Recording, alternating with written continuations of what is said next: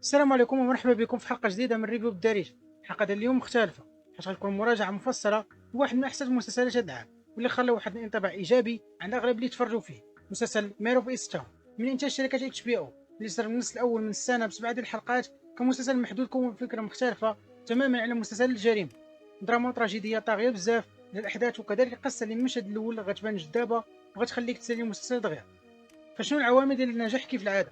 واش كيت وينسلت هي اللي خلات العرض يبان بهذه القوه ولا كاينين اسباب اخرى؟ بلده من بلدات اوكلاهوما القصه كتدور على واحد المحققه سميتها ماريان، دور متميز لكيت وينسلت اللي كنا كنعرفو والقدره ديالها على التجسيد المثالي والتدقيق للشخصيه ديالها. لكن في هذا المسلسل الامر مختلف شيئا ما، حيت ان الدور على حسب ما قالت الممثله في احدى حواراتها فريد من نوعه عنده ابعاد عميقه بزاف. هذا الشيء فعلا كيبان من اول حلقه، حيت ان ماريان هي محققه في قسم الشرطه وكتعاني من ماضي اليم وذكريات كيبقاو تابعينها في الممشى، خصوصا داك الشيء اللي متعلق بعائلتها الصغيره.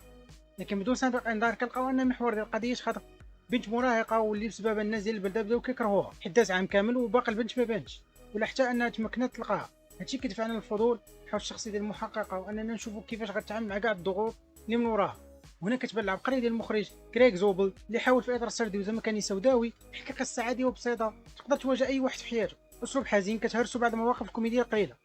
مسلسل ميرو في ايست تاون كيلعب على الوتر الحساس ديال المشاهد مع كل حلقه، علاش وكيفاش وكاع الاسئله اللي ممكن تتراكم في الذهن ديالنا على فين اختفت البنت.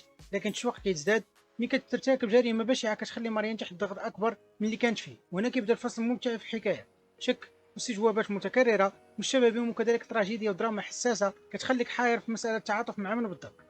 هاد التفاصيل اللي عطات المسلسل حقه من النجاح النقدي والجماهيري، انه مختلف عن الانتاجات من نفس النوع بحال مثلا ترو ديتيكتيف ولا تراب اللي كيعالجوا نفس القضيه ولكن بصوره ذكوريه محضه. نفس الشيء بالنسبه لماير اوف إيست تاون اللي كيبرز صوره المراه في المجتمع ككيان كيحمي من الانهيار والسقوط. انعكاس واضح لشخصيه ماريان والام ديالها كذلك صديقاتها، وخصوصا جولي في دور الممثله جوليان نيكولسون اللي حتى هي كتحسب بحقها من المدح على دور صادق بزاف كينتج بزاف ديال المشاعر ديال الحب والكره تجاه كل حاجه. المسلسل في واحد النقطه منه كيحاول يصور لنا الحياه ديال ماريان كأم لجوج ولاد، طريقه التعامل معهم كيفاش كتحاول توازن بين حياتها كمحققه وام كذلك تصرفاتها والتقصير ديالها في حق بنتها، وحتى محاولتها دائما باش تلقى حل كاع المشاكل حتى ولو بطريقه خبيثه. النقطة الثانية في نجاح العرض هي مدى كون السيناريو خلى تكون رابطة قوية بين كل الشخصيات بصفتهم كيسكنوا في نفس البلاصة وأغلبيتهم كيتجمعوا من صلة القرابة بين ولاد عم وبنات خال. نقطة خلتنا نحسوا بجو دافي كل محادثة كتجمعهم، وهذا هو المغزى من عنوان المسلسل. فمير اوف إيست تاون كتعني الانتباه لكل الماريين ديك البلاصة أنها لا يمكن تخرج منها لكونها محتاجة لها بزاف. الاداء القوي ديال كيت وينسلت طوال 7 حلقات كان في تصاعد مستمر، مع كل حلقه كنشوفوا معاناتها شديده مع الماضي ديالها، انفعالات وبرود عاطفي بسبب علاقتها السابقه، كميه تناقضات ومزاجيه متكرره حطاتها بين كونها شخصيه بافعال خبيثه لكن بمبادئ مقنعه وليها اسباب الخاصه على كل تصرف كدير. وخا هذا جزء من كونها محققه وانها تقدر تشك حتى في اقرب الناس لها. الصراع النفسي كنشوف فيه هدف اللي هو الوصول لمرحله التصالح مع النفس واخطاء الماضي والسلام الداخلي. فواش هذا الشيء غتنجح فيه مريان؟ سلبيه المسلسل قليله بزاف، كاين مط في الاحداث وكاين حوارات حنا بغينا عنها، كان الركود في الريتم كذلك، لكن الحبكه اللي كتكون مورا ديالك الركود كتستحق انك تستنى وتعطيه وقت. لذا فهو عمل متكامل وقوي دراميا. السبب اللي خلى الجمهور كيطالب بجزء ثاني وكما صرح المنتجين والمخرج هو قيد دراسه بدون اي تاكيدات، كما ان كيت وينسلت قال بلي هذا الدور لا رجعت ليه خاص يكون سبب مقنع بزاف حيت خدم لنا كاع الجهد النفسي والذهني باش يخرج بديك الطريقه. ميرو فيستا نجاح كيوسع باش يشمل كاع صناع العرض والممثلين، كل واحد خدم مساحته الخاصه وادى دوره مزيان.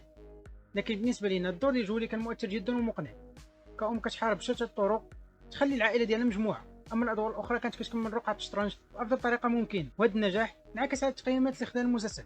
واش غترجع مريم بمغامره جديده ثاني؟ وواش صناع العرض غيستثمروا هذا النجاح باش يعطونا النسخه النسويه من ترو ديتيكتيف اللي تمدد جزئين من بعد؟ وهذا كنضرب لكم موعد في حلقه اخرى من ريفيو بالدارجه، كنبغي نقول لك تهلا.